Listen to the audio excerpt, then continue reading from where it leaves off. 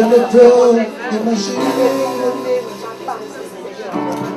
combien ça coûterait. À la croix, il a pris ma place.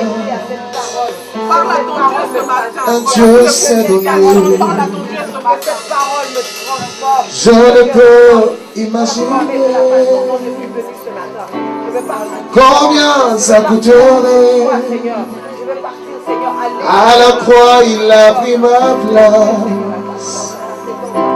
Jésus s'est donné. Il a pris ma place. Jésus a pris ma place. Il a pris ma place. Jésus a pris ma place. Je ne peux imaginer combien ça coûterait. Ça coûterait.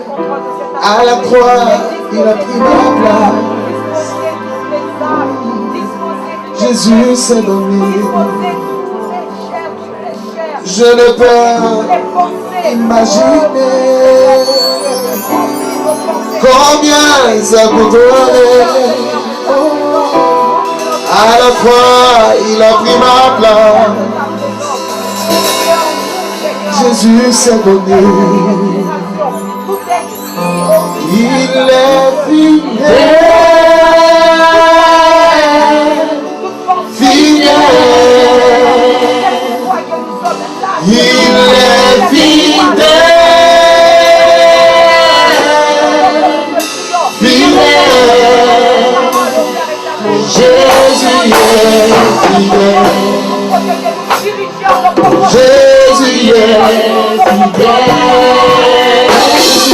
Jésus est fidèle. Jésus est fidèle. J'entends, il est fidèle.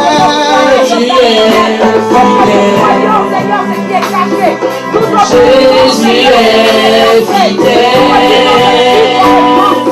Jésus est fidèle. La parole est délivrante. Jésus est fidèle. Remplis de ta vérité, Père. Seigneur, nous voulons te rendre grâce. Toi qui as accepté de mourir à la croix pour nous. Et toi qui nous as libérés de toute condamnation. Et toi qui nous as rachetés par ton sang versé à la croix. Et toi qui nous donnes de vivre de l'espérance de notre salut par ton esprit en nous. Et ta vision qui coule en nous nuit de jour, nous voulons ce matin te donner toute la place. Viens et parle à nos cœurs, viens et parle à notre esprit, viens et transforme nos cœurs. Et donne-nous de vivre selon ta volonté. Et que la gloire te soit rendue au nom de Jésus. Amen.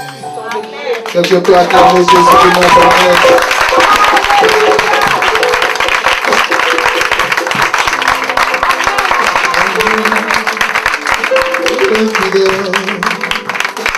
Assieds-toi dans la présence de Dieu. Infidèle. Oh, Jésus est fidèle. Alléluia. Que le Seigneur te bénisse. Je vous salue dans Jésus-Christ de Nazareth. Que la grâce et l'honneur et l'élévation soient à celui-là même qui détient le monde entre ses mains, qui détient ta vie entre ses mains, le roi des rois, le Seigneur Jésus de Nazareth. Amen, amen, amen. Amen, amen. Amen. Je bénis Dieu pour cette opportunité encore qu'il m'a donné de parler de sa part. Et comme j'aime bien le dire, c'est toujours un honneur, c'est toujours un privilège pour moi de parler de la part du Seigneur. Et je crois que ce matin, la parole de Dieu nous fera encore du bien. Alléluia. Amen, amen, amen. Amen. Amen. Il y a encore les amen. Hein? Amen. Alléluia. Voilà, là je sais que tu es vivant. Alléluia. On va conclure le message que nous étions en train de développer il y a de cela 2 semaines passées. On était en train de parler d'être un croyant, d'être un chrétien modèle. Amen. Alléluia. Amen, amen, amen. Quelqu'un se souvient de ce message-là? Amen. Je crois que ça m'a fait du bien. Alléluia. Amen. Amen. Et je vais d'abord bénir le Seigneur pour le témoignage de la bien-aimée. C'est un témoignage que j'attendais au fait. Alléluia. Amen. Parce que c'est la preuve que Dieu est dans sa parole.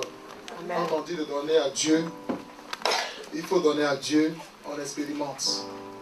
Et quand on a lancé l'action, il fallait absolument qu'il y ait un témoignage pour attester de la véracité des propos de son serviteur. Amen. Et donc que Dieu soit béni, que Dieu te bénisse. Amen. Et toi aussi, essaie de cultiver ces valeurs en apprenant à donner à Dieu sans réfléchir, sans raisonner. C'est important. Amen. De mettre Dieu à l'épreuve, souvent mets Dieu à l'épreuve avec tes finances. Pour des situations, souvent il y a des sujets pour lesquels on va de trop prier. Il suffit d'une seule action.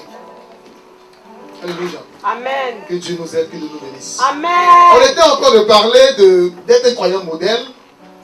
Et on avait pour test de base le livre de 1 Timothée, le chapitre 4, le verset 12 et le verset 16. Pour ceux qui prennent note, je crois que vous pouvez vous retrouver dans vos notes. Et on a dit que c'était une lettre qui était adressée à Timothée, le fils spirituel de l'apôtre Paul. Lettre dans laquelle l'apôtre Paul donnait des mises en garde à son fils spirituel par rapport, bien sûr, à la fonction qu'il occupait, cette fonction de dirigeant. Amen. Et l'apôtre Paul disait à son fils, mon fils, que personne ne méprise ta jeunesse, mais que tu sois un modèle. Et on a vu le long de ce message, le long de ce texte, que quand on parle de la jeunesse, on la résume à ce qu'on pourra appeler en quelque sorte le péché. On résume un peu l'état de jeunesse à un état d'inconscience. Et donc, l'obstacle que Timothée pouvait avoir dans l'exercice de sa fonction ne devait pas être son âge. Parce qu'il était très jeune, je l'ai dit la dernière fois lors de ce message. Il était âgé de 30 ans quand il exerçait cette fonction. Et j'ai dit que dans cette culture, ils accordaient beaucoup d'importance à l'âge. Parce que pour être écouté, pour que tes paroles aient de l'importance, il faut que tu sois âgé. Parce que je dis que c'est quand on est vieux qu'on a plus d'expérience et donc on peut enseigner vraiment certaines expériences qu'on a vécues. Et donc, Timothée était en face d'un dilemme, parce que non seulement il était jeune, mais il devait parler aux gens, de toute catégorie, de tout âge. Et qu'est-ce qui allait donner de l'impact, allait donner de la force à ce message qu'elle allait communiquer? C'est bien sûr l'attitude qu'il allait adopter, l'attitude qu'il allait avoir vis-à-vis de ce message, le message de Dieu qui lui a été confié. Et l'apôtre Paul lui dit, mon fils, sois un modèle dans 5 domaines qu'on a vus. Le premier domaine, c'était quoi? En parole. Il dit, sois un modèle en parole. Sois un modèle. Deuxième domaine, en conduite. Sois un modèle en charité, en amour. Sois un modèle en foi et sois un modèle en pureté. C'est-à-dire que le message va être donné, c'est vrai, mais pour que le message atteigne les cibles, pour que le message puisse avoir de l'effet, le message puisse être efficace, il faut que toi, dans ta conduite, à quelque part, sois irréprochable. Amen. Amen. Et donc, en tant que des croyants, en tant que des enfants de Dieu, nous sommes tous appelés à œuvrer pour le Seigneur. Nous sommes tous des ministres, parce que chacun dans ses qualités ou ses capacités, chacun dans son poste, dans son rang qu'il peut occuper dans l'église, est un ministre de Dieu. Et chaque ministre a devoir de gérer son ministère convenablement. Alors, un ministre, il est rattaché, bien sûr, à l'éthique, à sa conduite. Un ministre, il ne se met pas dans n'importe quoi, un ministre ne fait pas n'importe quoi. Un ministre, il veille sur ses attitudes. Et donc, en tant que des croyants, nous aussi, nous devions normalement veiller sur nos attitudes. Amen. En parole, amen, en conduite, en charité, en foi et en pureté. Donc la parole, bien sûr, tout ce que nous disons, tout ce que nous entendons, tout ce que nous faisons, la conduite, notre comportement de tous les jours, face à certaines situations, même vis-à-vis de nos frères, de nos soeurs, de notre communauté, en charité, en amour, dans l'amour que nous devons manifester à l'endroit des frères et de nos soeurs, à l'endroit même de nos amis et nos connaissances, dans le monde, dans le domaine physique, dans le domaine personnel, professionnel. Et en foi, dans notre domaine, dans la vie spirituelle. Amen. Parce que la foi même est le socle de la vie spirituelle. On ne peut pas parler de chrétienté sans parler de foi. Parce que si on dit on est chrétien, c'est parce que quelque part on a eu foi. Parce que personne ne disait la dernière fois, personne de nous n'a vu Jésus-Christ. Mais c'est à partir de la foi qu'on a mis, en la parole qu'on a reçue, que nous avons donné notre vie à Jésus-Christ, on est devenus des chrétiens. Amen. Alléluia. Amen. Et la pureté, bien sûr, c'est ce qui va caractériser le chrétien. Parce qu'on ne peut pas prétendre être chrétien et puis ne pas aspirer à la pureté. Et la pureté, c'est sur toutes les formes. La pureté dans nos pensées, la pureté même de notre corps, parce que la Bible dit que notre corps est le temple de l'esprit. Alors il faut que notre corps soit vraiment agréable pour recevoir l'Esprit de Dieu. Amen. Alléluia. Amen. Et cette pureté, normalement, nous devons tous aspirer à cela.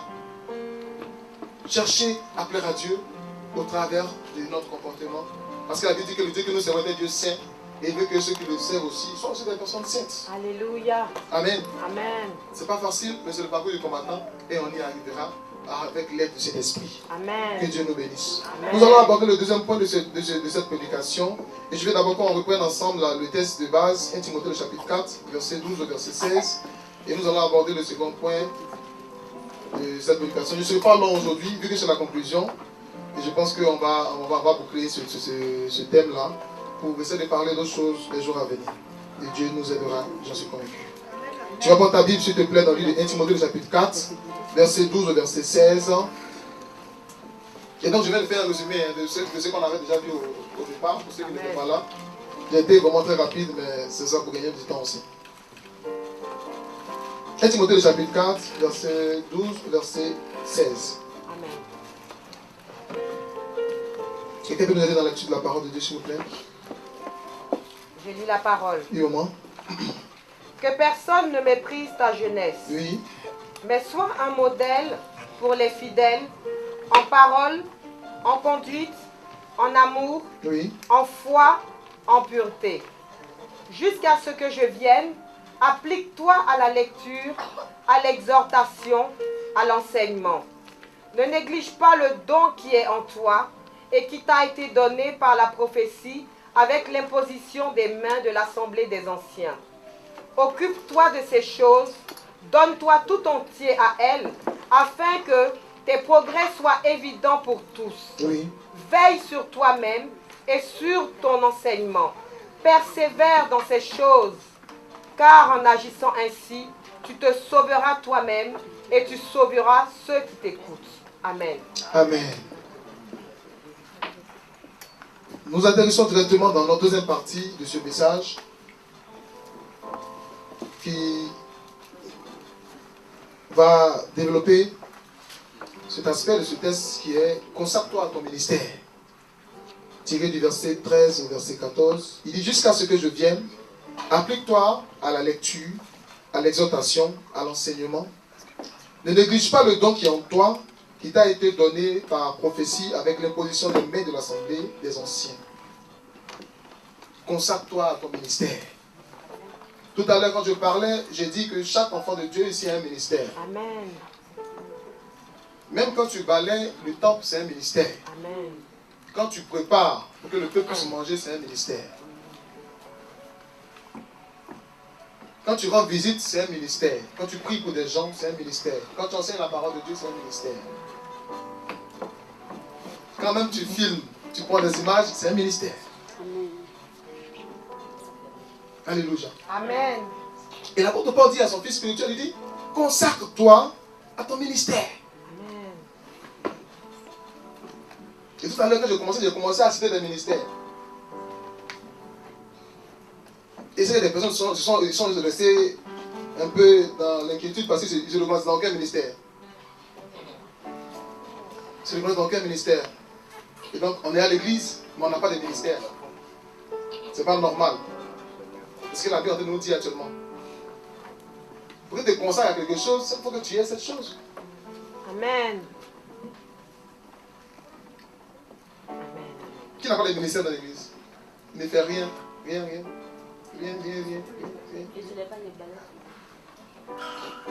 C'est pas normal. Il faut que chacun de nous soit actif. Alléluia. Pour l'œuvre du Seigneur. Quel que soit le domaine dans lequel tu peux exceller, mon frère, investis-toi pour l'œuvre de Dieu. Amen. Ne reste pas oisif, ne reste pas passif. Non. Il faut que tu mettes la force, la vie que Dieu te donne à profit pour le royaume des cieux. Parce que dans la maison de Dieu, et j'aime bien le dire, Toutes les actions comptent. Tout est compté pour les récompenses célestes. Et tout ce que nous faisons de la main de Dieu, quel que soit le regard que les hommes peuvent apporter, même souvent les gens négligent les choses en main de Dieu. On pense que la personne qui prépare la personne n'est pas très importante que celle qui balaye le temple. Devant Dieu, on est égaux. Quel que soit le ministère que chacun a, on est égaux.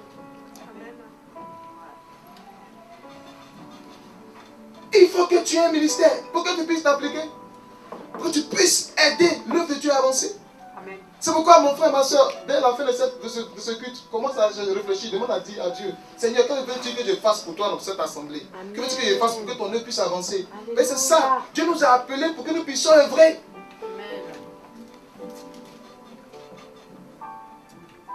Dieu nous a appelés pour que nous puissions œuvrer. Il nous a pas appelés, il n'a pas appelé d'autres pour être des spectateurs et puis d'autres des acteurs. Non, il nous a appelés tous pour être des acteurs. Amen. Chacun de nous doit participer par la capacité que tu as. Mon frère, peut-être que tu ne sais pas lire, mais au moins tu as la force au moins de prendre un balai pour balayer la salle. Fais-le. Dieu te bénira par rapport à ça. Amen. Tu peux intercéder, tu peux prier, tu peux gêner pour l'église, gêner pour le père spirituel. Mon bien-aimé, applique-toi à cela, consacre-toi à ton ministère. Tu peux rendre visite, tu peux exhorter les sœurs, tu peux faire du bien. Fais-le, c'est ton ministère. N'attends rien en retour, n'attends pas la récompense des hommes en retour.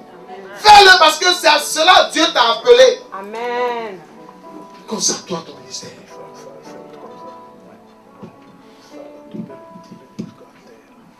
Le ministère de Timothée dans ce texte, c'était bien sûr le ministère des dirigeants. Timothée était un dirigeant. On va dire qu'il était pasteur, on peut dire ça comme ça. Amen. Amen. L'apôtre Paul dit, applique-toi à la lecture, à l'exhortation et à l'enseignement. De façon succincte, il a énuméré des choses qui sont très importantes pour le ministère, pour la consécration. Bien aimé, on ne peut pas vivre une vie spirituelle dépendante ou indépendamment de la parole de Dieu. On ne peut pas vivre une vie spirituelle hors la parole de Dieu. Et regardez, le parcours progressif d'un enfant de Dieu va commencer par la lecture, ensuite par l'exhortation et ensuite par l'enseignement. C'est-à-dire qu'à un certain niveau, à un certain moment donné de la vie d'un enfant de Dieu, il faut qu'il soit à mesure non seulement d'exhorter, mais pour exhorter, il faut que tu aies lu la Bible, il faut que tu aies lu la parole. L'exhortation, ce n'est pas les conseils de quartier qu'on se donne. Vous dites, j'ai tenté cette expérience, je me suis mis dans ce réseau de ça pour avoir de l'argent, donc viens faire ma soeur. Ce n'est pas ça, l'exhortation. L'exhortation est rattachée à la parole de Dieu. Qu'est-ce que Dieu dit? Qu'est-ce que Dieu veut que nous fassions? C'est ça. Et chaque enfant de Dieu, quel que soit le niveau qu'il a, doit être à mesure d'apporter une exhortation. Exhortation par rapport à son frère. Si parfois vient te voir, ma soeur, j'ai un problème. Qu'est-ce que tu peux faire pour moi? Ah, ma soeur, la solution que j'ai, c'est devant la main de Dieu. On va mettre ça en prière. Tel verset dit ça. Voici comment on va se comporter pour que la solution puisse arriver. Les chrétiens se retrouvent autour de la parole de Dieu.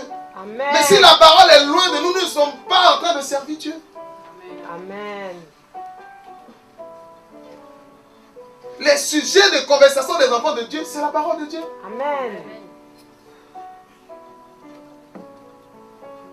Il dit à Timothée,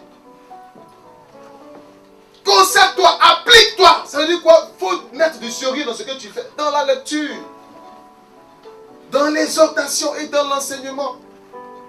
Bien aimé, tout à l'heure j'ai cité le ministère. Bien aimé, quel est ton ministère? Applique-toi. Si tu sais préparer, prépare bien, même bien tes assaisonnements pour que ce soit plus agréable. Chaque jour, quand on découvre de nouvelles saveurs. Et plus les gens mangent et que les ventres sont rassasiés, tu reçois ta bénédiction. Alléluia. Ce n'est pas une question de on va t'imposer les mains, non. C'est l'action là qui produit ta bénédiction. Amen. Alléluia. Amen. Ce que tu es capable de faire pour le Seigneur, tu le fais avec vraiment beaucoup de zèle, beaucoup de ferveur. Et tes récompenses viendront comme chez des roulettes. Amen. Amen. La lecture de la parole de Dieu, l'exhortation, l'enseignement doivent être au quotidien d'un enfant de Dieu. La maturité d'un enfant de Dieu, il dépend. Moi j'insiste là-dessus parce que vous savez, le problème de l'église, de façon générale, le problème que l'église a, c'est un problème de maturité. Et si on dit on se laisse distraire par des actions prophéticos, si on se laisse distraire par des remarques, des révélations, Du genre, je suis dans ta chambre, je vois ton drap est sale. Et ça encore, ça crée une onction de ça. Et les gens, ils sont sensibles à ces choses-là. Ah, il a vu quand dans ma chambre, mon drap est sale. Non, c'est que Dieu, c'est un secret de Dieu. Ah, si Dieu a quoi avec ton drap qui est sale? Ton drap, ça va laver. Le problème, c'est quoi? C'est la maturité que les enfants de Dieu n'ont pas. Et quand on n'est pas mature, on est flexible. C'est-à-dire qu'on suit le mouvement du vent, pas de l'esprit. Parce que même l'esprit nous donne, l'esprit de discernement nous donne de savoir ce qui est de nous, ce qui n'est pas de Dieu. Alléluia. Amen. Mais si les chrétiens commencent à aspirer à la maturité, en forgeant même la vie spirituelle, dans la méditation de la parole de Dieu, dans la curiosité à découvrir, à chercher, mais qu'est-ce que Dieu veut dire par cette parole? Pourquoi Dieu a caché ce mystère-là? Pourquoi l'homme de Dieu a dit ça? Qu'est-ce que je peux faire? Qu'est-ce que je peux faire? En train de chercher, tu trouves toujours. Alléluia. Mais si tu ne cherches rien, tu ne trouveras rien. Et tu attendras toujours les résultats des autres. Amen. Aujourd'hui, on est en train de profiter de la lumière parce qu'il y a eu quelqu'un qui a pris le temps de chercher. Ça s'appelle comment même? Ça s'appelle lumière même. Il s'appelle lumière, frère lumière. Les techniciens, vous savez comment lumière là? Il a cherché et puis il a trouvé, il dit bon, on va faire lumière. Et 10 sortes de choses. Il a cherché et puis il a trouvé. Et puis aujourd'hui tout le monde a profité. Bien aimé, il faut chercher dans la parole de Dieu. Dieu va te faire découvrir des choses qui vont être bénéfiques pour les autres. Amen. Que Dieu te bénisse. Amen. Il dit, applique-toi à la lecture, à l'exhortation, et de l'exhortation à aider les autres, bien sûr à pratiquer quotidiennement. Et l'enseignement, j'ai voulu faire, je voulais faire l'étude comparative de l'exhortation et de l'enseignement, mais ça va nous prendre un peu de temps. Prochainement, on va en venir. Il y a tellement de choses qu'on peut développer, qu'on peut savoir. Mais on va en venir. Il dit, ne néglige pas le don qui est en toi. Le deuxième élément que l'apôtre Paul dit à Timothée, il dit à Timothée, ne néglige pas le don qui est en toi. Le don qui est en toi. Ne néglige pas le don qui est en toi. La prochaine fois, on va parler aussi des dons spirituels. Amen. Amen. Parce qu'une église sans dons spirituels, c'est un problème. Les dons, ils sont là, mais il faut qu'on les active. Alléluia. Il faut qu'on les active parce que quand les dons sont là et puis ils sont endormis, l'église est en train de mourir. Parce que la Bible dit que tout ce que Dieu donne, c'est pour l'édification du corps de Christ. C'est-à-dire que le don que tu as, peut-être les paroles de connaissance ou les dons de révélation, doit aider, doit amener les gens à être fortifiés dans leur marche avec le Seigneur. Amen. Doit amener les gens à croire, à voir que vraiment Dieu existe. Amen. C'est ça en fait.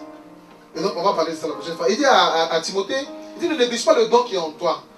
Et vous savez, quand on parle de don, on fait allusion à quoi? On fait allusion à une grâce qui a été accordée par Dieu. Amen. Le don, c'est une grâce qui a été accordée par Dieu. On peut parler aussi des capacités spirituelles. Parce que les dons, généralement, ils sont pas visibles. C'est par-dessus des actions qu'on les détecte, peut-être le don d'une personne. N'est-ce pas? Quand la sœur est en train de chanter, on sent que la sœur, elle a un don. Parce qu'il y a toujours quelque chose de spirituel qui accompagne ce ministère que Dieu lui a confié. Et donc, les dons, c'est dessus des capacités spirituelles que Dieu accorde. Mais nous accorde pourquoi? Nous accorde pour l'exercice de ses fonctions, pour l'exercice du ministère. C'est-à-dire que tous les dons spirituels qu'on peut avoir nous doivent concourir à aider le corps de Christ, à aider l'œuvre à avancer. C'est-à-dire que donc, ça dit, s'il y a un don qui n'aide pas les gens, qui n'aide pas à avancer, c'est que ça, ce n'est pas un don de Dieu, il faut une délivrance.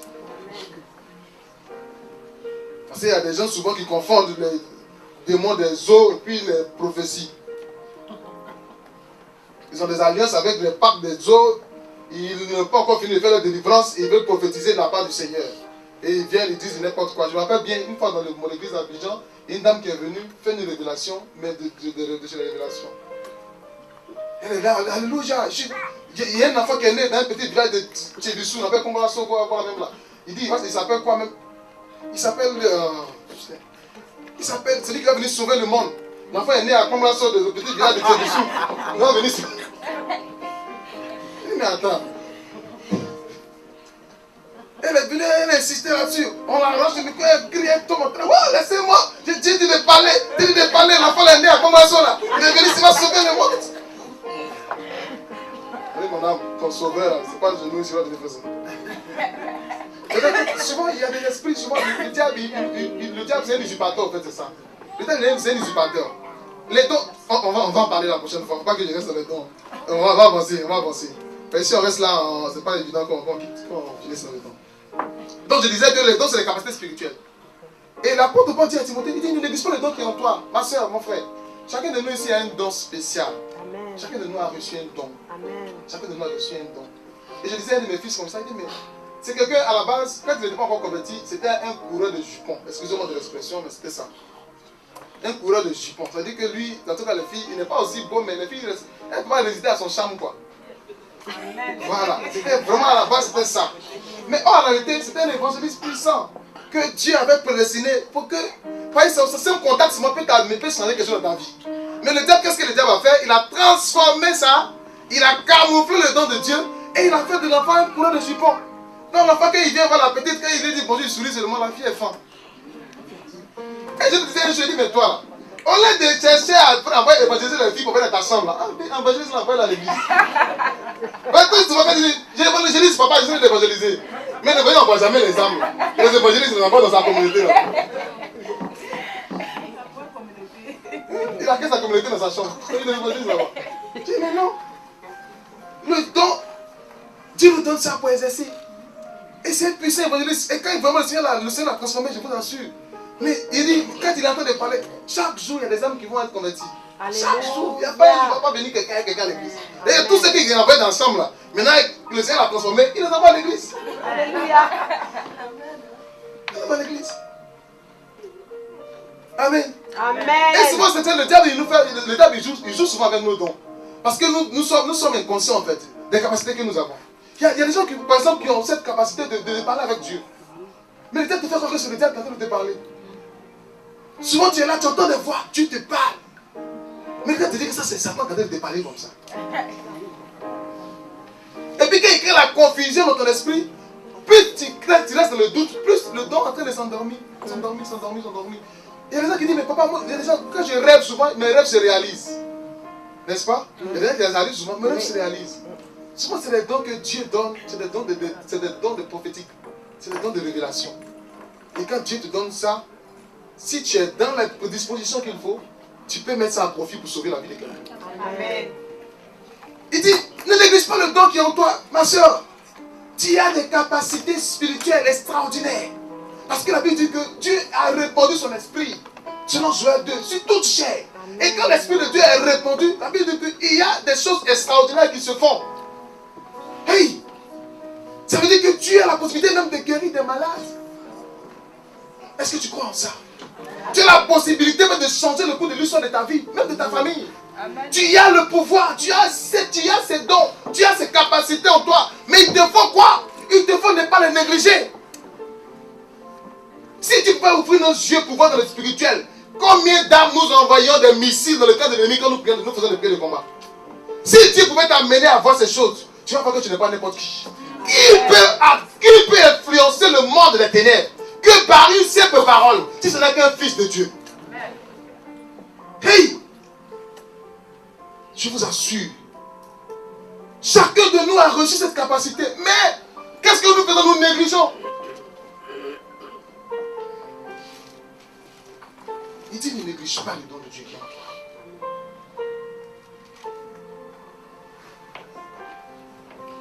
Chacun de nous a reçu un don spécial, spécifique, par rapport à la mission qu'il doit accomplir. Mais chacun de nous ne peut pas être à la tête. Chacun de nous ne peut pas être à la tête. Amen. Et souvent, quand on n'a pas cette sagesse de l'esprit, et que souvent l'homme de Dieu détecte, parce que l'apôtre Paul, il a dit tout à l'heure dans le texte, il a dit à Timothée, le don qui doit être donné par l'imposition des mains.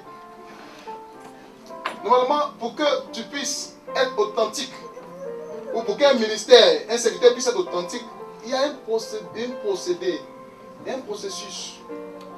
Il y a la détection du don ministériel qui est attaché, et puis il y a la confirmation par l'imposition des mains.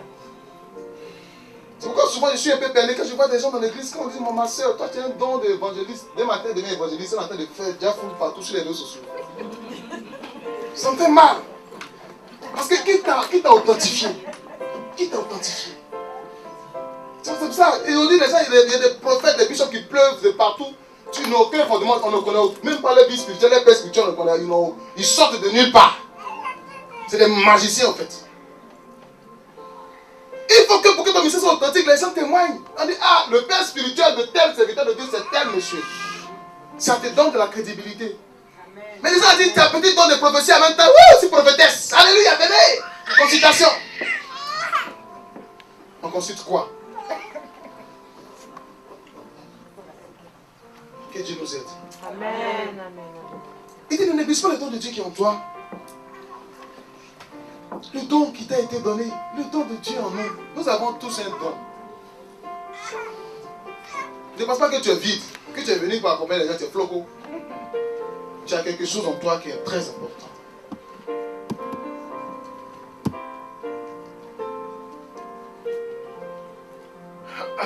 Amen. Amen. Il dit au verset, ne néglige pas le don de Dieu qui est en toi, donné par la prophétie avec l'imposition des mains de l'Assemblée des Anciens. Occupe-toi de ces choses, donne-toi tout entière à elles, afin que tes progrès soient évidents pour tous. Amen. Veille sur toi-même et sur ton enseignement, persévère dans ces choses, car en agissant ainsi, tu te sauveras toi-même et tu sauveras ceux qui écoutent.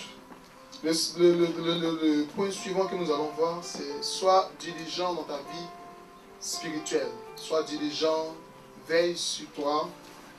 Il dit, verset 15, verset 16, donne-toi tout entier à elle. Ça veut dire qu'à ton ministère. Ça veut dire que il faut que ce que tu fais, tu le fasses avec ton être entier. Que tu ne le fasses pas par contrainte. Parce que souvent les gens, on leur a donné des responsabilités, malgré qu'on a mis des fardeaux sur leur tête. Quand on dit à quelqu'un, mon frère, tu étais le responsable, après on a l'impression que cette personne-là a eu un problème grave dans l'église. Oh non, ce ne peut pas être un problème pour toi, le ministère ou la responsabilité qu'on te confie. Au contraire, ça doit t'aider à t'épanouir spirituellement et épanouir aussi l'œuvre de Dieu. Amen. Alléluia. Amen. C'est pourquoi, quand on a des responsabilités, quand on a un ministère, la meilleure des choses pour être plus rentable, ce que le ministère nous demande, c'est que nous soyons diligents, c'est-à-dire que nous investissons à fond dedans. Amen, amen. Pour ça, la Bible dit que malheur celui qui fait le désir avec négligence. Dieu n'aime pas la négligence. Dieu, il n'aime pas la négligence. Dieu, il aime la ferveur, il aime le zèle. Il aime quand nous investissons, quand nous engageons. Il veut des engagés. Il veut des gens qui apportent de la considération à la chose spirituelle. Parce que souvent, le problème c'est quoi? C'est que notre vie personnelle même a plus de valeur que notre vie spirituelle. Ah, c'est un problème. Ce n'est pas départagé. C'est une complémentarité. Si ta vie spirituelle est en bon état, c'est normal que ton physique vraiment reçoive les répercussions de cette vie, vraiment de vie saine. Amen. Donc si tu penses que tu vas soigner ton physique au détriment de ton spirituel, tu es en train de vivre faux. Vérité. Quelqu'un a entendu ce que j'ai dit ce matin? Tu es en train de vivre faux. De la même manière que tu accordes de l'importance à ton physique, à ton personnel. Ce matin, on venait dans le train, il y a un monsieur qui prêchait. Vraiment, en tout cas, il disait de bonnes choses. Et tu te lèves le matin, tu t'habilles bien, tu te brosses les dents, tu te parfumes, tu sens bon, tu vas remplir les églises. Pourtant, ton cœur est rempli de péché. Ton cœur est loin de Dieu. Répondez-vous. Dieu ne veut pas que vous remplir les assemblées. Il veut des cœurs. Il veut des personnes qui sont véritablement converties. Et c'est vrai. Et c'est vrai. Parce qu'aujourd'hui, on porte encore plus d'importance au physique, au personnel. Bling bling, maquillage, merci, tout. On peut paraître beau aux yeux des hommes. Oui, tu peux paraître beau aux yeux des hommes, mais si ton spirituel est pourri, mon frère, tu ne vis pas. Tu es un cadavre ambulant. Amen, amen, amen. Quelqu'un m'entend ce matin? Amen. Oui. Accordons de la valeur aux choses spirituelles, même notre vie spirituelle. Accordons de la valeur à cela. Investissons-nous à fond pour le salut de notre âme. Investissons-nous. C'est pourquoi à un moment donné de notre vie, il faut qu'on soit en mesure de dire non quand il faut dire non et oui quand il faut dire oui. Bien aimé, La Bible dit, si ton œil est pour toi une occasion de chute, pour casser ton œil, tu vas casser ton œil. C'est ça, non? Hein? Amen.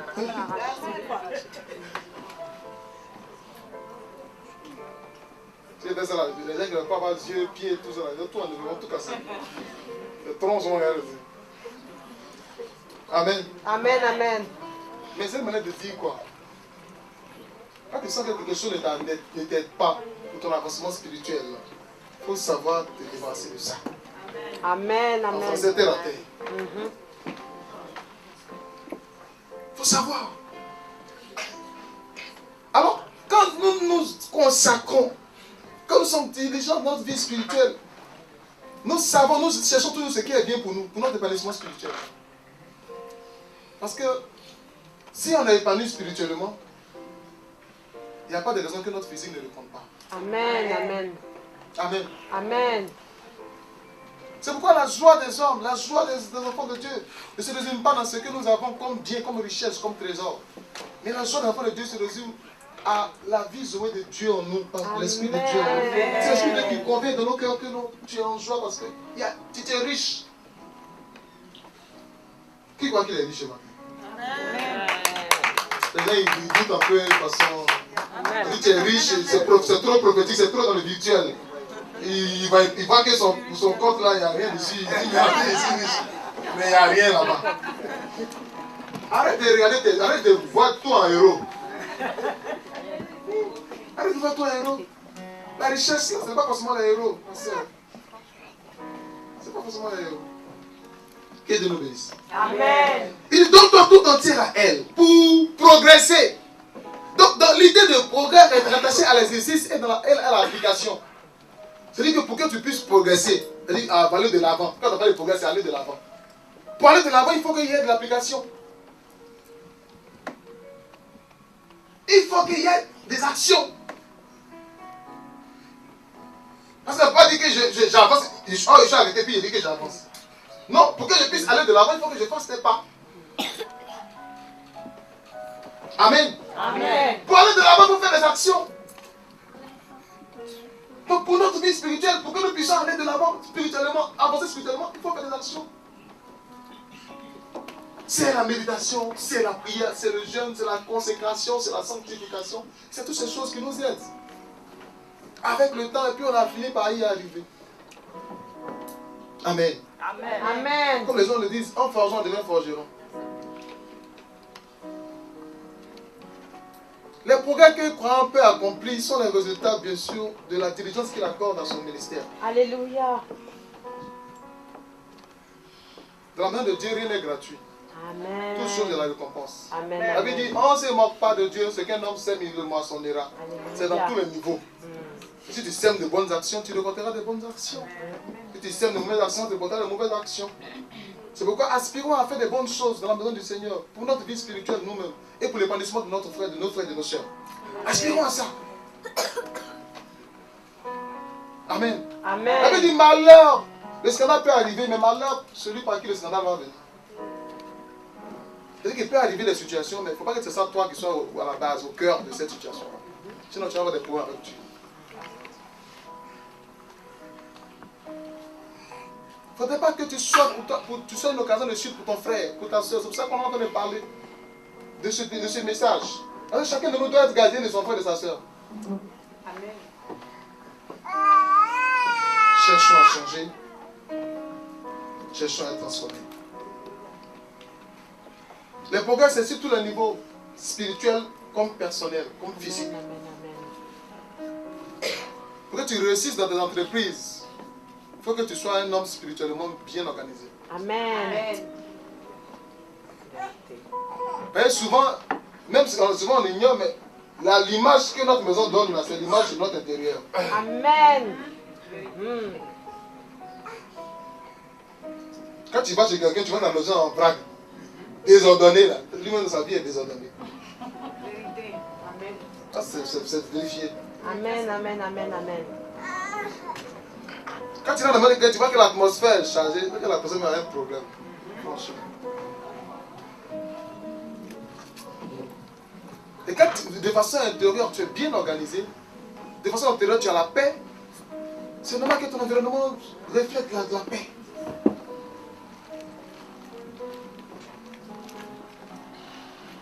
Le progrès à tous les niveaux, dans notre travail, dans nos entreprises, dans nos projets, dans notre vie spirituelle. Il nous faut avoir fait du progrès. Il faut qu'à un moment donné on dise, mais attends, mais je sens que je progresse. Je sens que je suis en train d'avancer, je sens que j'évolue, mes affaires qui tournaient en clopin, sont en train de vraiment d'aller de l'avant. Il ne faut pas que tu passes d'échec en échec, en échec, en échec, en échec, en échec. Il faut qu'à un moment donné tu puisses dire, mais attends, je sens qu'il y a une amélioration. Amen. Et pour qu'on aboutisse à l'amélioration, c'est qu'il y a d'autres dispositions que tu as commencé à adopter. Alléluia. Et c'est la même chose pour le spirituel. Pour que tu puisses atteindre un niveau spirituel aussi élevé, il faut que tu commences à prendre des résolutions fermes. Et de nouvelles décisions par rapport à ta marche avec le Seigneur. Amen. Quelqu'un n'a pas dit Amen parce que Amen. ça te pique ma parole. Là. Amen. C'est comme du feu ou quoi? Ça fait du bien. Acclame le Seigneur.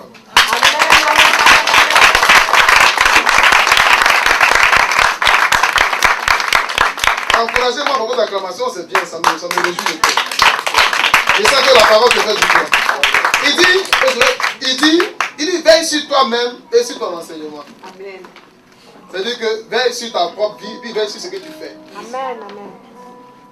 Veille sur ta propre vie, veille sur ce que tu fais. Timothée, il enseignait. Et Paul dit, veille sur ton enseignement. C'est-à-dire que ce que tu dis là, il faut que tu le fasses. Pas faire comme les gens qui disent, fais ce que je dis, fais ce que je fais. Donc il dit, veille sur toi-même, puis veille sur ton enseignement. Amen. Veille sur toi-même, veille sur ton ministère. Veille sur toi-même, veille sur ce que tu fais. Qu'est-ce que tu fais? Et souvent, ces deux choses sont souvent en déphasage.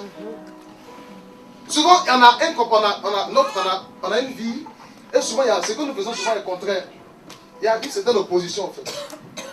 C'est comme si on veut concilier vie spirituelle et vie charnelle. Bien aimé, la Bible dit, il y a une image de un pied dedans, un pied dehors. Qu'est-ce que la Bible nous dit? On peut le dire ensemble, c'est quoi? Quand tu as un pied dedans, un pied dehors, il dit tu n'es ni chaud, tu n'es ni froid, je te vomirai. Dieu n'est pas dans l'affaire de à peu près. Mais souvent, les chrétiens que nous sommes, nous-mêmes, on a commencé à circonscrire les conditions de notre chrétienté. Chacun a régi sa charte et son éthique. C'est-à-dire que ces règlements intérieurs, chaque règlement intérieur dépend de chacun. Oui, ça peut dépendre de chacun. Par rapport à ton alliance avec ton Dieu, d'accord. Mais ce qui doit nous résumer, c'est la parole de Dieu. Amen. Alors tout ce que nous faisons qui est contraire à la parole de Dieu n'est pas de Dieu, c'est du diable. Amen. Quelqu'un fait ce que je dis? Amen. Tout ce que nous faisons qui n'est pas de Dieu, qui n'est pas de la parole de Dieu, que la parole de Dieu n'accepte pas, ce n'est pas de Dieu, c'est du diable. Alléluia.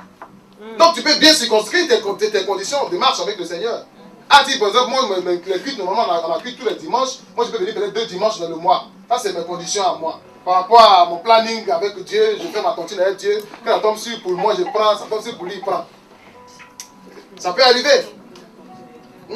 Ou des gens ont dit, bon, fais 6h, Dieu te dit, bon, moi, je fais 6h midi parce que, bon, voilà, j'ai mon UCR. Mais les gens ont les petits trucs qui aiment caser mon UCR. Tu as depuis longtemps que tu as UCR, mon UCR. Mais j'ai ma maladie. C'est-à-dire que tu acceptes, tu t'appropries ça, j'ai ma maladie. Et tu es d'accord, tu es heureuse. C'est un plaisir pour eux même de prendre le cachet. Ça se fait malin quand ça fait classe. Genre, tu vois, il est là et puis il prend ses comprimés, pour montrer que lui, il prend les médicaments. Tu es malade et puis tu fais malin avec ça. Tu es en train de mourir. Et tu prends les médicaments, ça te plaît, en fait, tu montres que tu es malade, quoi. Donne mes médicaments, je vais prendre mes cachets, là. Quand tu dis maladie, il n'y a rien de moi, là. Tu ne cherches pas ça, hein. C'est malin, tu veux faire. Que Dieu nous aide. Amen. Et souvent, il dit, veille sur toi-même, veille sur ton enseignement. Veille sur ce que tu fais. Regarde, comment est-ce que ton travail ou ta fonction peut empiéter sur ta vie. C'est-à-dire que tu ne peux pas à tel point que tu deviens esclave. Et que tu es spolié, je sais pas quoi, tu es réduit à rien. C'est pour ça qu'il y a des gens qui travaillent, même ils vont toucher 5 000 euros, 6 000 euros, mais tu vois leur vie misérable chez les misères. Amen. Amen. Amen. Attends, c'est bon, ça fait du bien là, la parole.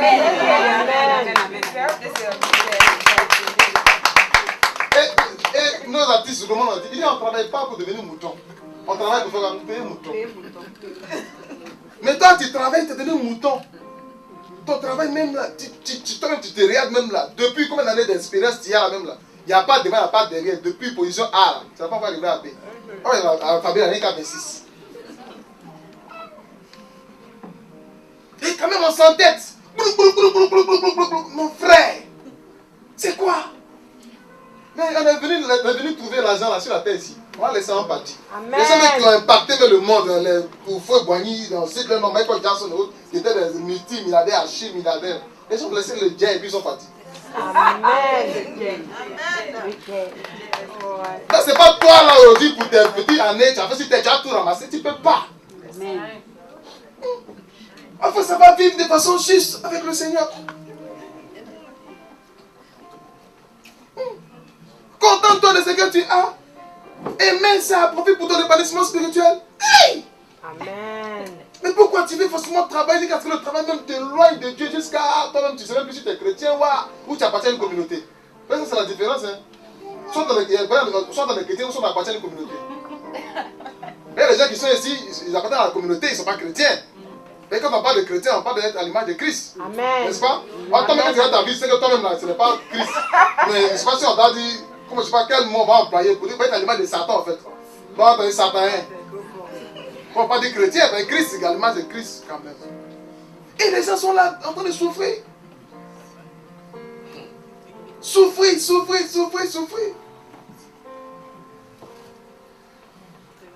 Il dit, viens sur toi-même, viens sur ton enseignement. C'est ce que tu fais. Pas que ton travail te rende esclave. Tu ne gagnes rien dedans avant. Spirituellement aussi, il n'y a rien aussi dedans. Donc toi, tu sois 0-0 dans cette histoire. Là que tu gagnes, tu ne peux même pas toi-même t'épanouir avec ça. Pour dire que tu vas aussi mettre Dieu à l'épreuve aussi.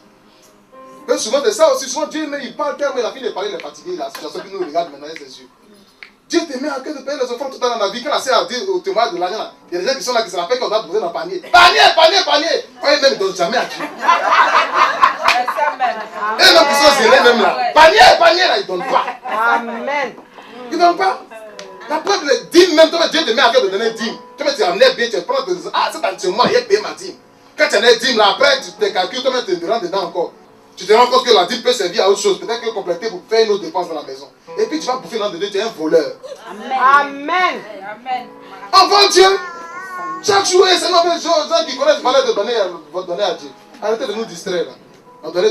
Vous-même venez donner. Même quand la sœur témoigne qu'elle n'a pas donné l'argent, toi tu peux venir donner pour sceller ça dans ta vie. Tu dis, je saisis cette opportunité là. Pour que Dieu aussi fasse ce de même pour moi. C'est moi qui dois donner l'argent.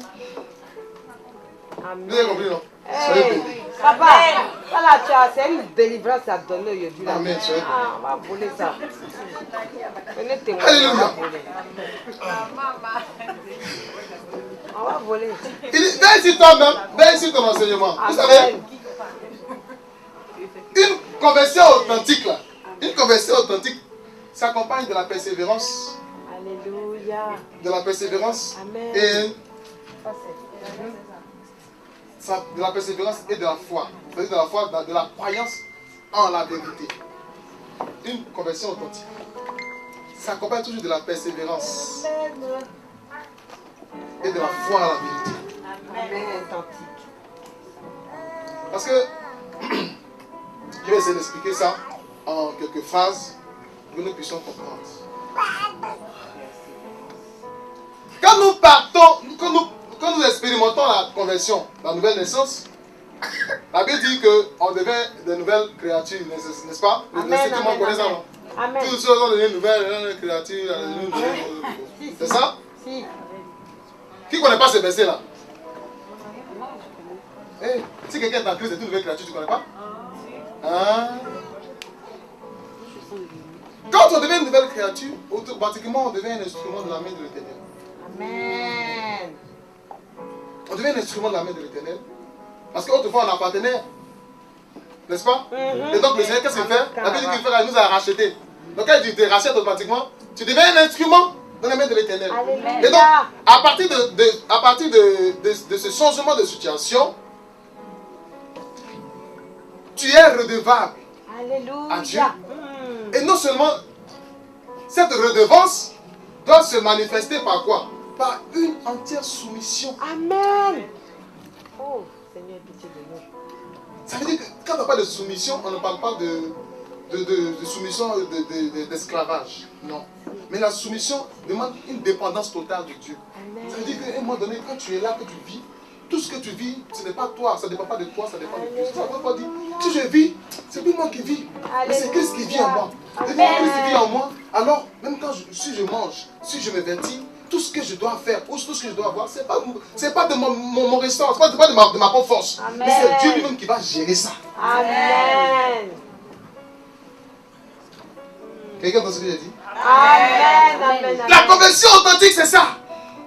Vivre sous la dépendance de Dieu. Tu dis, mais Seigneur, mes capacités personnelles, je ne peux plus seul toi. Même quand tu manges, quand tu dors, quand tu te lèves. Ce n'est pas de ta propre force que tu te lèves, ma soeur. Parce que l'Éternel te permet de te lever que tu te lèves.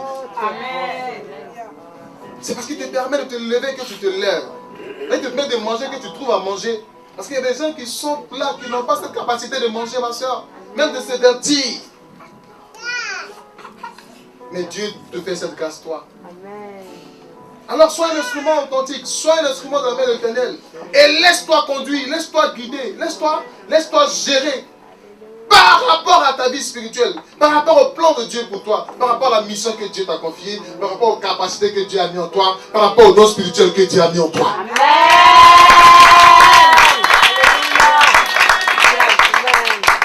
Amen. Amen. Amen. Amen. Et je vais finir ce message avec cette conclusion. Bien-aimés, en tant qu'enfant de Dieu, nous avons 4 valeurs à préserver.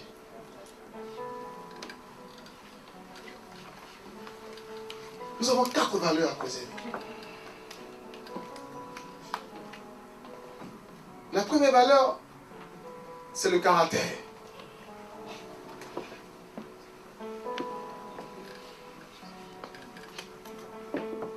C'est le caractère. Le caractère, il est différent de la politesse. Et souvent, les gens sont impolis, on dit que c'est des gens de caractère.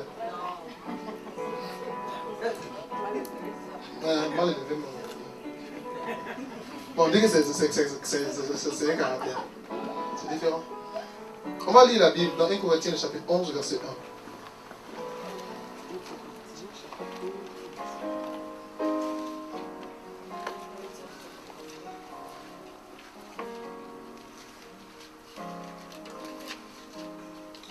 Corinthiens.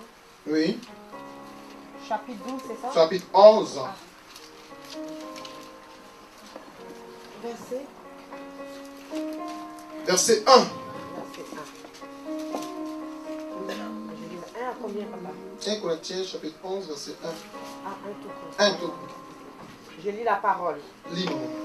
Soyez mes imitateurs, comme je le suis moi-même de Christ. Oui. Amen. Amen.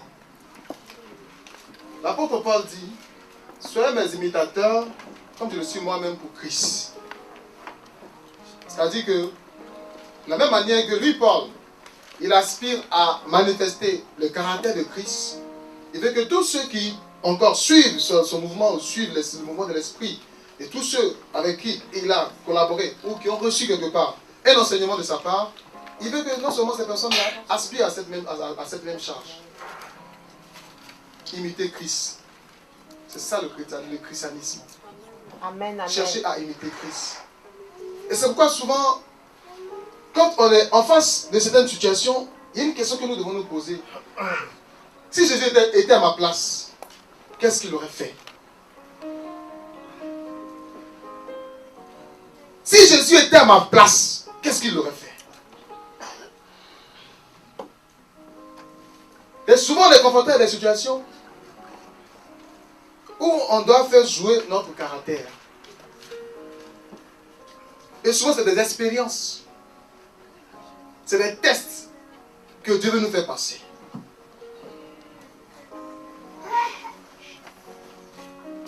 J'ai de mes fils spirituels qui est garde pénitentiaire.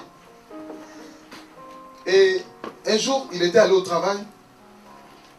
Et là-bas, ils sont très rigoureux sur la sécurité. On ne badine pas, on ne joue pas avec la sécurité. Parce que non seulement, c'est ceux les gens qui regardent là, c'est pas de n'importe qui. C'est des gangsters de haut niveau. Et le jour où il allait au travail, normalement les prisonniers n'ont pas droit à un téléphone. Mais le jour où il était de garde, ce jour-là, on ne sait pas comment ils se sont arrangés. Il y a eu un téléphone qui est entré dans une salle de détenus là-bas. Or, c'est lui qui a fait le contrôle, mais il ne s'est pas rendu compte que le parent en question avait caché un téléphone dans je ne sais pas où, mais a pu avoir accès, à son visiteur. Et malheureusement pour lui, ce jour-là, dès que il a passé le contrôle, il y avait un de ses supérieurs qui était à côté, qui suivait le geste du monsieur, parce que dans la cour, ils ont une cour, ils font des réceptions. Et il a, dans cette cour, le supérieur a vu que le monsieur avait tendu quelque chose à son prisonnier. Et automatiquement, il s'approche, il va, il tombe sur quoi? Un téléphone. Et même, il devait lancer un numéro qui devait appeler. Qu'est-ce qu'il est en train de faire? Ça, normalement, ça nécessite expulsion. On doit le radier même de son travail. Et donc, dès que le supérieur a pris le téléphone, il a suivi la scène, il les a rassemblés directement. Il dit, mais qui s'est arrangé pour que le téléphone puisse entrer jusqu'à dans la salle de réception de visite? Or, donc, il y avait un de ses collègues à côté qui avait été corrompu, au fait. Et c'est lui qui a été pisté par un petit jeton pour laisser passer le téléphone. Et donc, l'affaire a commencé à prendre toute une tournée. On les a enlevés carrément du poste. On les a mis en détention pour les interroger. Et c'est comme ça qu'il m'a appelé. Or, ce n'était pas la première fois, parce qu'une autre fois, il y avait un autre problème encore de la drogue. Les gens, ils font passer la drogue, ils font ça des petites boules, puis ils font passer ça. Et il y avait eu un autre problème, une fois sur la drogue, on l'avait encore interpellé. Mais à chaque fois, il était innocent parce qu'il ne savait pas de ce qui se passait, mais dans son dos, il y avait des complots qui étaient faits. Et donc, il m'a appelé, il m'a dit, mais voici l'assassin qui est là actuellement, on nous a mis tous en arrêt, on va nous interroger par rapport à cette situation, mais l'affaire est compliquée. Parce que le téléphone, il y a un coup de table qui sont de préparer, mais il y a quelque chose qui est en train de se préparer dans la cellule. Donc ça là, normalement, c'est compliqué. Il dit, on va mettre ça en prière. Mais on a commencé à prier, mais ce que je vais vous faire comprendre, c'est que il n'était pas responsable, mais le complot qui était mené derrière, c'était un complot contre lui. Un complot contre lui. Pourquoi? À cause de son statut de chrétien. Amen. Parce que chaque jour, il parle. Les prisonniers se reconnaissent en lui. On l'appelle le pasteur à la prison là-bas. Quand il passe, pasteur. Et à chaque fois qu'il les exhortait les prisonniers, il avait tellement une affinité avec les prisonniers que les gens avaient commencé à les jalouser à cause de son statut de chrétien. Et donc tout ce qui était coulouche, il ne le faisait jamais. Et donc c'était une manière maintenant pour lui de le piéger pour qu'on puisse les décharger. Le caractère. Il y a des gens, souvent qui se mettent dans les corruptions, dans les choses, dans les entreprises. Des coups louches, des coups bas. La corruption. Les enfants de Dieu qui sont dans le mensonge, qui sont dans le trafic. Bien aimé. C'est vrai, on dit qu'en France, c'est vrai, il faut souvent faire des micmacs pour pouvoir s'en sortir souvent. Mais à un moment donné, il faut qu'on essaie de réaliser véritablement l'impact que cette chose peut avoir dans notre vie spirituelle. Franchement. Amen. Je ne suis pas en train de te décourager. Toi qui avais ton projet de micmac. Mais je vais t'amener à être vraiment honnête même dans ce que tu fais. Amen. Amener toujours à chercher à plaire à Dieu. Amen. Mais les gens, ils sont pas. Vous pensez à quoi, vous là? Et donc, vous voyez, le caractère. Le caractère, c'est une valeur. C'est une valeur infaillible, en fait. Alléluia. Une valeur infaillible. Et on l'a vu dans la Bible, avec des gens comme Joseph. Joseph était un homme de caractère. Parce que il était infaillible. Même quand il s'est retrouvé chez Potiphar. La femme de Potiphar, malgré les propositions, il dit non, je ne suis pas habilité à faire ça. Non, je n'ai pas le droit. Vaut mieux que je me casse. Amen. Amen. Mais aujourd'hui, les chrétiens ne sont pas les chrétiens de caractère. On a foutu le caractère on a foutu le caractère en l'air. On prend une résolution aujourd'hui. Ah, ça, je ne fais plus. Demain, je fais un peu. On a du mal à rester déterminé. À dire non. À être ferme. C'est ça le caractère. On a vu des gens comme Daniel qui étaient résolus. Il dit non. Moi, je ne peux pas me souiller avec les mains du roi. Je ne peux pas. Mais je sais d'où je viens. Je sais qui je suis. Même qu'il était devant la sentence de la mort, il dit hey, ça, c'est pas un problème pour moi. Parce que je sais celui que je sais. Amen. Bien aimé, est-ce qu'aujourd'hui on peut avoir des chrétiens de caractère qui puissent dire non à Satan, non aux propositions du diable? Amen, amen, amen. Des chrétiens qui vont affirmer, qui vont authentifier leur marche avec le Seigneur pour dire moi je suis un chrétien. Ce que tu es en train de faire là, c'est contre une biblique, je ne suis pas dedans. C'est ça. Des valeurs que nous devons préserver. Amen. Des chrétiens de caractère. Si Jésus était à ma place, qu'est-ce qu'il ferait? Pose-toi cette question souvent. Quand tu as des actions à poser, dans des endroits où tu te trouves, demande-toi, si Jésus était à ma place, qu'est-ce qu'il faisait? Qu'est-ce qu'il ferait? Devant le bière, devant l'alcool. Si Jésus était à ma place, qu'est-ce qu'ils allaient faire? Jésus allait lever le coude. Devant la séduction. S'il était à ma place, qu'est-ce qu'il allait faire? Il allait céder?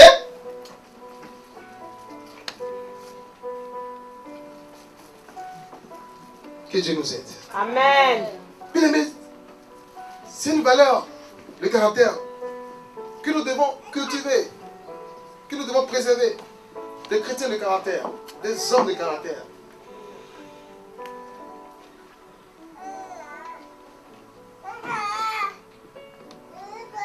Tout à l'heure, on a parlé de Daniel, qui a refusé de manger les nourritures du roi.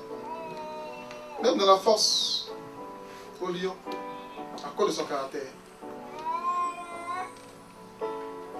Et c'est souvent ce que Dieu attend de nous.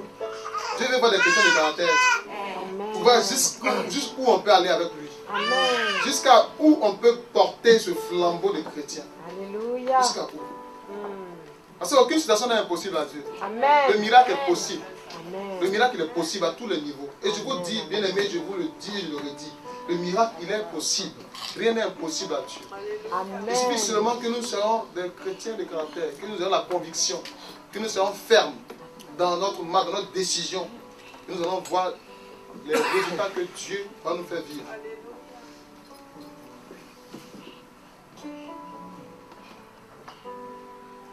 Merci Jésus-Christ. Merci Seigneur. Bien aimé, notre caractère ne doit pas nous donner de compromettre la gloire de Dieu pour des choses vaines. Notre caractère ne doit pas nous amener à compromettre la gloire de Dieu pour des choses vaines. Parce que Dieu veut tirer gloire de ta vie. Ton témoignage, ma soeur, ton témoignage, mon frère, Dieu veut tirer gloire de ce témoignage-là. Alors il ne faut pas le compromettre. Il ne faut pas compromettre la gloire de Dieu pour des choses vaines. Ne te laisse pas distraire, ne te laisse pas détourner. Parce que Dieu veut tirer gloire de ta vie. Aujourd'hui, c'est vrai, tu traverses des moments difficiles. Spirituellement, financièrement, même dans l'administration, tu as des problèmes. Mais laisse-moi te dire quelque chose. Le Dieu qui est le maître des temps et des circonstances, la Bible dit qu'il est le Dieu fidèle. Alléluia. Il se souviendra de cette fidélité, Amen. de son alliance avec toi. Il répondra à ta prière. Seigneur. Il répondra à ta prière. Amen. Il répondra à ta prière. Amen. Il répondra à ta prière. Amen. Il répondra à ta prière. Il répondra à ta prière. Il répondra à ta prière. Il répondra à ta prière. Il répondra à ta prière. Il répondra à ta prière. Et les portes s'ouvriront pour toi. Amen.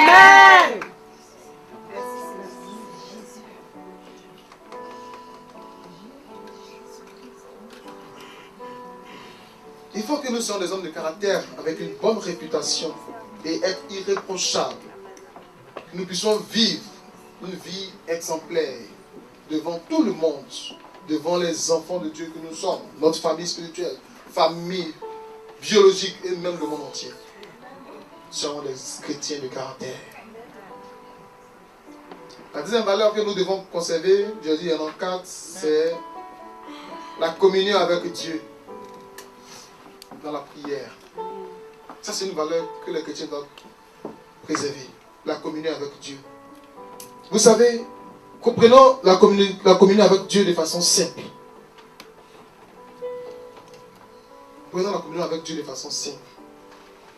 Considérons que nous sommes mariés et que nous vivons avec notre mari, notre époux, notre épouse dans la maison. Et que chaque matin, on se lève, on ne lui parle pas. Prenons ça, comme cette image. Tu lèves le matin, tu prends ton sac, tu sors, tu t'en vas, fais tes courses. Lui aussi, il est là, il fait ses courses. Tu reviens. Sans communication. Il y a un problème. Amen, amen. Il y a un problème. Amen. Parce que, normalement, la communication avec Dieu devait se faire de façon aussi simple. Alléluia. Parce que regardez, c'est comme un enfant, le fils de papa, il s'appelle comment, le petit là. Josué veut voir son... Josué, il n'a pas besoin de protocole pour aller dans la chambre de son papa. Non. Bravo. Vrai. Josué n'a pas besoin de protocole pour aller rentrer dans la chambre de son papa. Il peut rentrer sur le lit, il zoome. Pourquoi? Ça dépend de la relation qu'il a avec son père. Amen.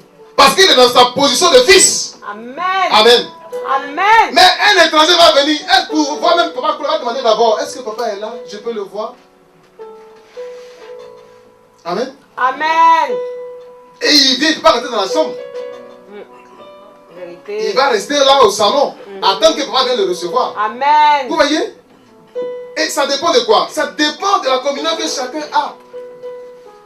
Et c'est comme ça les chrétiens, nous devons être, c'est comme ça que nous devons communiquer avec Dieu. Quand tu communiques avec Dieu en tant qu'un père et son fils, ça te donne d'avoir accès à Dieu à n'importe quel moment dans toutes les circonstances. Alléluia.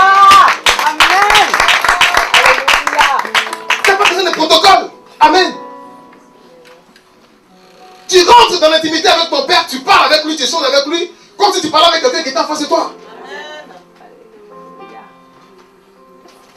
Et plus tu commences à développer ces choses, maintenant tout devient facile pour toi. Mais si les chrétiens ont un problème avec la prière, ma soeur, c'est que tu as un problème avec la communication avec Dieu, ton réseau est coupé, mais il est embrouillé un peu. Mais tu ne parles pas à Dieu, il ne te parlera pas. Il faut que nous préservons notre communion avec Dieu dans la prière. Bien aimé, la Bible de prier sans cesse selon les Thessaloniciens. Prier sans cesse.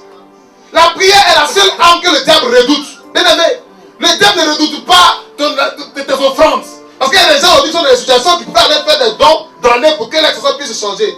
Il y a des moments où des actions peuvent apporter la transformation. Mais devant le combat de ta vie, la seule arme que le diable redoute, c'est ta prière. Alléluia. Amen. Quand quelqu'un est dans l'intimité avec Dieu, la Bible dit que l'ange de l'Éternel campe pour tous ceux qui craignent Dieu et les arrache du danger. Alors la crainte de Dieu dans cette communication va amener l'arsenal spirituel à se déployer autour de toi, afin que selon les situations, même quand l'ennemi se lève, Dieu se lève pour combattre pour toi. Mais le monde, l'armée céleste est lente dans le secours parce qu'il n'y a pas de communication. C'est pourquoi souvent on se plaint, mais depuis il n'y a plus Dieu n'exauce pas. Bien aimé, Dieu ne te reconnaît pas dans ses fichiers. Parce que tu n'as pas de communication avec lui.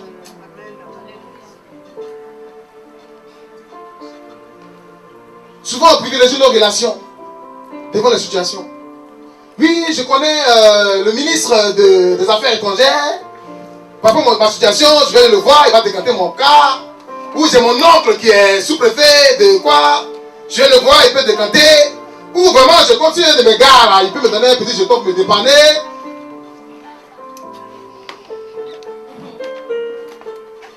Et il y a quelque chose. Tant que les hommes seront acteurs de votre bénédiction, aucune gloire ne reviendra à Dieu. Au nom de Jésus. Tant que les hommes seront acteurs, vous seront de débat toute vos vies. Et Dieu ne tirera pas de gloire de cela. Amen. Dieu attend que nous le mettons à l'épreuve. Dieu attend que nous le laissions agir pour qu'il puisse tirer gloire de notre témoignage.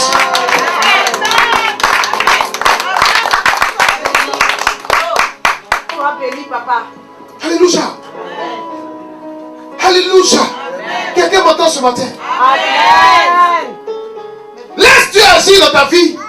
Laisse Dieu travailler.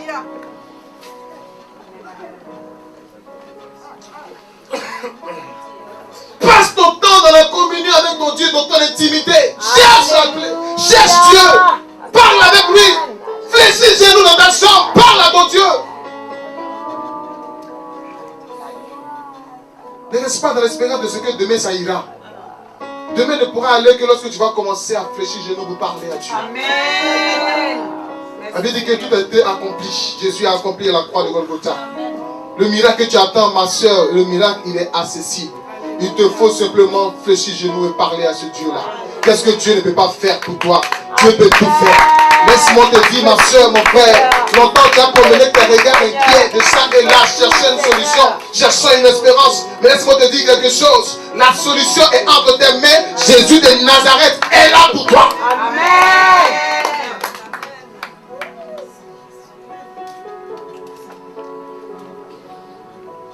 La prière. Et dans cette attitude de la prière, il y a ce caractère de cette reconnaissance que nous avons en l'endroit de Dieu. Ça veut dire que nous reconnaissons que Dieu peut tout. Bien-aimé, un chrétien sans prière est un chrétien mort. Amen. Aspirez à la prière, toutes sortes de prières de reconnaissance, d'action de grâce. Pas prier parce que quand on sent qu'on est toujours combattu. Prions aussi pour rendre grâce à Dieu. Amen, amen, amen. Prions aussi pour célébrer Dieu. Élevons nos voix vers Dieu. Pour tout ce qu'il fait pour nous. Amen. La prière.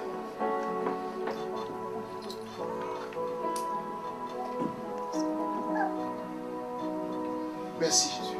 Merci Seigneur. Le troisième, avant de donner les membres, le troisième valeur à préserver, c'est la passion. La passion ou la soif de Dieu. La passion ou la soif de Dieu. C'est l'avant-dernier, après c'est le dernier. La passion et la soif de Dieu. Vous savez, quand on est passionné, les choses viennent d'elles-mêmes. Amen. Imaginez-vous, quand tu aimes ce que tu fais, tu le fais sans contrainte. Amen. Quand tu aimes ton travail, tu es pressé que le jour arrive pour que tu puisses aller au travail. Vrai ou faux? Vrai. Mais quand tu n'es pas passionné, c'est un problème. Quand tu lèves le matin, même quand tu sais, tu vas faire hé, il a fait ça encore. Ça c'est vrai. Hé, ça encore. On n'est jamais malade. Il n'y a pas de passion, il n'y a pas de motivation. La passion, la soif de Dieu va alimenter notre vie spirituelle et va nous amener à chercher à découvrir Dieu dans toutes ses facettes. Parce que vous savez, Dieu, il ne se révèle que par rapport aux circonstances de nos vies. Et il y a tellement de choses que nous pouvons découvrir de la part du Seigneur. Tellement de choses. Et je vous assure, et moi chaque jour, j'expérimente cela avec le Seigneur. Amen. Chaque jour, il y a de nouvelles choses que je découvre avec Dieu. Puis je suis étonné, mais attends, donc ça, tu peux faire ça aussi. Alléluia. Et souvent c'est quoi? C'est que nous limitons Dieu ou nous le focalisons à une seule action. Ça c'est vrai. Regarde, un moment de la vie de Jésus-Christ, il y a un moment il a commencé à guérir les malades et un moment il a commencé à ressusciter les morts. C'est pas la même chose, hein? C'est pas la même chose. Il y a un moment où il disait aux gens, mon frère, va, ta foi t'a guéri. Alléluia. Et un moment il voulait poser les mains. C'est pas la même chose. C'est-à-dire que Dieu agit dans la vie de chacun en fonction de quoi? De la disposition, de la soif que chacun a de son Dieu. La Bible dit que la femme qui perdait son depuis 12 ans, elle a résolu dans son cœur, elle dit, hey, si je touche seulement la robe de Jésus-Christ, je crois que je serai guéri. Amen. Sa soif l'a amené à nourrir dans son esprit une seule action, toucher la robe de Jésus-Christ. Elle n'a pas dit qu'il me pose les mains, qu'il prie pour moi. Elle dit, si je touche simplement, bien-aimé, jusqu'à où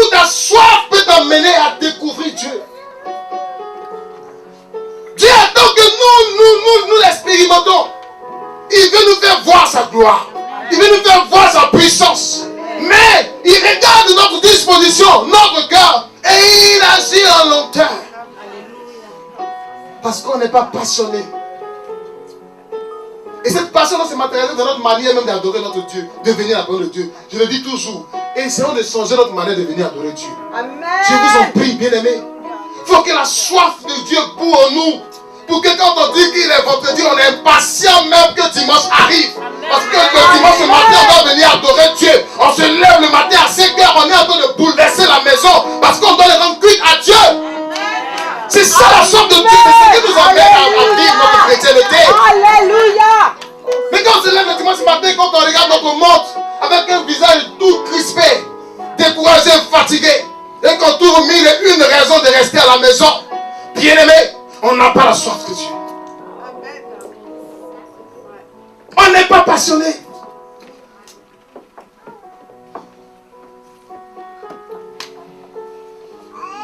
Parce qu'elle veut dire que les vrais adorateurs adorent Dieu en tout temps. Amen. Même quand tu as bien prendre le problème de transport, on est prêt à braver même les circonstances. Amen. Pour arriver à l'adoration, arriver dans la présence de Dieu. Amen. Amen. Amen. Que Dieu nous aide. Amen. Bien-aimés, il faut qu'on ait toute cette soif de Dieu. Gardez ça en nous. Gardez ça en toi, ta soif de Dieu, cette passion que tu as pour le Seigneur, pour ta vie spirituelle, pour ta marche avec Dieu. Et je me souviens encore dans le début de nos conversions. Oh, c'était tellement merveilleux. Si on pouvait revivre encore ces moments-là, vraiment, ça allait être merveilleux. Où tu prends plaisir à tout ce qui concerne Dieu. On dit prière du soir, tu es là. Prière du jour, tu es là. Visite chez un frère, tu es là. Intercession, tu es là. Louange de ça, tu es là. On dit ça, tu es là. Tout ce qui en parle, tout ce qui concerne Dieu, la vie de l'église, tu es toujours concerné. Tu te sens forcément concerné. Amen. Mais, je dis des chrétiens, on fait programme, on fait médiatisation même du programme. Mais combien même se sentent concernés par ça? Parce qu'ils n'ont pas la soif de Dieu.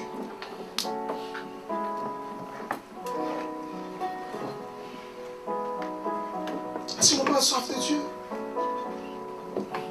Que Dieu nous aide, franchement. Amen. Amen. Amen. La soif de Dieu nous amène dans l'enthousiasme, dans la ferveur, dans le zèle, dans l'exaltation de Dieu et de sa parole. La soif de Dieu nous amène dans l'espérance, dans la confiance en Dieu pour produire des fruits. Amen. Pour produire des fruits. C'est ça, la soif de Dieu. C'est-à-dire que Dieu passe au premier plan de ta vie. Amen. C'est-à-dire que de la même manière que tu aimes ton chéri, il faut que tu aimes Dieu, mais c'est un niveau un peu élevé. Je n'ai pas pas aimer vos chéris. Ne pas aimer vos maris. Aimez vos maris, chérissez-les, tolérez-les. Et c'est ce qui aussi va aussi impacter aussi ta vie spirituelle. Amen. Parce que ça arrive d'être des chrétiens zélés à l'église et puis avoir des problèmes de foyer. C'est pas bon. Amen. Donc veillez à cela. Veillez à ça. Et pas de ceux qui sont mariés, pas parler de ceux qui sont Amen. Amen. Amen. en suspension. Que Dieu nous aide. Amen. Amen. Amen. Mais il y a des mariages en vie en 2019 là. Alléluia. Il n'y a pas de mariage? Il y en a. 2018 nous a béni, on a eu un mariage. 2019 là, il faut qu'on ait au moins un mariage. On va prier pour que Dieu nous donne des mariages. Amen. Il y a un enfantement quand même, il y a la grossesse là. Les fruits du mariage. On bénit Dieu. Amen. Amen. Il y a les dots. Amen. Et donc, des valeurs à préserver, et on va finir. On a dit il y a le caractère, il y a la prière ou la communion avec Dieu, il y a la passion, c'est-à-dire la soif de Dieu. Quand tu as la soif de Dieu, vraiment ça te donne vraiment de toujours passer du temps dans la présence de Dieu. C'est que tu ne te lasses pas de prier. Souvent les gens disent il faut prier, mais il n'a rien à dire. Il ne sait pas ce qu'il va dire à Dieu. Il ne sait pas prier. Mais pourquoi il ne sait pas prier? Pourquoi il ne sait pas prier? Pourquoi c'est pas ce que tu as dit à Dieu? Il y a tellement de choses à dire à Dieu. Tu commences de ton orteil jusqu'à tes cheveux là. Tu as trouvé de quoi à dire à Dieu. Quand on commence à penser à ta vie, passer depuis que tu es né. Puis on grâce à Dieu. Hein? Seigneur, merci pour mes 1 mois. Merci pour mes 2 mois. Quand il y avait 4 potes, quand je me suis assis, quand j'ai commencé à marcher. Merci pour mon CP. Merci pour mon maternelle. Merci. Tu as dit, tu as parlé à Dieu. Tu as parlé. Maintenant, il faut prier là. Merci Seigneur, merci Seigneur, merci, merci. Amen. Il ne faut pas prier, il faut que Seigneur dise à Dieu. Les quelqu'un qui ne savent pas prier, ça ne sait pas ce qu'ils vont dire à Dieu. En fait, tu ne dis pas la Bible. Si tu dis la Bible, là, il y a des expériences qui vont t'amener à dire des choses à Dieu. Amen. Quelqu'un est d'accord avec moi? Amen, amen, amen. Est-ce qu'il peut acclamer Jésus?